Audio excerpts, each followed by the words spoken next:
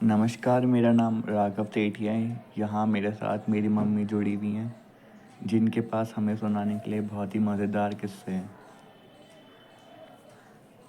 एक मैं किस्सा सुनाती हूँ। राघव जब मामा गए थे ना अपनी इंजीनियरिंग करने, जब वो अच्छा। अपने इंजीनियरिंग कॉलेज में थे, हम्म। तो वहाँ पे वो रेंट पे रहते थे। 3-4 लोग मिल के रहते थे रेंट पे, और एक जो उनका लैंडलॉर्ड था तो वो भी था वहीं पे। तो हम्म। 2 कमरे इन लोगों के पास थे और बाकी जो 3-4 कमरे थे वो लैंडलॉर्ड के पास थे। ठीक है। एक ही उसमें रहते थे, एक ही लेवल था उनका, मतलब कि जैसे सारे के सारे फर्स्ट फ्लोर पे ही रहते थे। हाँ। तो लैंडलॉर्ड का बेटा भी इन्हीं के जितना ही था, जैसे मामा वगैरह थे हम्म। उन्हीं की एज का था वो भी। ज़्यादा उनका एज डिफरेंस था नहीं, तो काफ़ी दोस्ती हो गई थी उसकी भी हाँ। मामा वगैरह से। तो वो ठीक था, अच्छा जॉली नेचर्ड हंसमुख सा था। उसकी मम्मी भी जो लैंड लेडी थी वो भी अच्छी थी काफ़ी। तो एक दिन वो लैंड लेडी कहती है कि पूछती है मामा वगैरह से कि तुम्हें इस हरीश के बिहेवियर में कुछ चेंज लग रहा है क्या? क्यों, ऐसा क्या किया उसने? तो मामा वगैरह ने बोला कि नहीं, हमें तो ऐसा कोई इतना चेंज नहीं लग रहा, क्योंकि वो मामा वगैरह के पास जैसे आया 10-15 मिनट के लिए चला गया तो उनको इतना कुछ पता नहीं लगा। तो मामा और उसके फ्रेंड्स ने पूछा उससे, आंटी क्या हुआ, आप ऐसा क्यों पूछ रहे हो? हम्म। तो उन्होंने बोला कि हरीश उठता है रात को, फ्रिज पे जाता है और फ्रिज में से निकाल के अगर कुछ मिठाई विठाई होती है तो उसे खाने लगता है, नहीं तो कोई दूसरी चीज़ खाता है अगर मिठाई नहीं होती तो। तो ये तो नॉर्मल सी बात है, रात को लोग खाते रहते हैं। लेकिन वो इतना मीठा खाने वाला था नहीं ना वो, तो इसलिए उसकी मम्मी को डाउट हुआ, तो लैंड लेडी अच्छा। को इसलिए डाउट हुआ। तो फिर उन्होंने बोला कि ठीक है, अच्छा अभी ये अगर रात को खाएगा तो फिर हमें बुलाना ज़रा। तो फिर वैसे ही हुआ, वो उठा हरीश रात को, फिर उसने फ्रिज खोला, हम्म। फ्रिज में हलवा पड़ा हुआ था, सूजी का हलवा। तो वो उठा और सूजी का हलवा खाने लग गया। तो फिर आंटी ने बुलाया, मामा और उनके दोस्त जो थे वो गए वहाँ पे।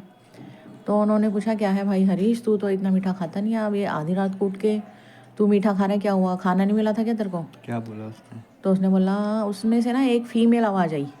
उसने बोला मैं तो ये खाऊं हूँ, मैंने तो ये पसंद है। तो सारे लोग हैरान हो गए बहुत।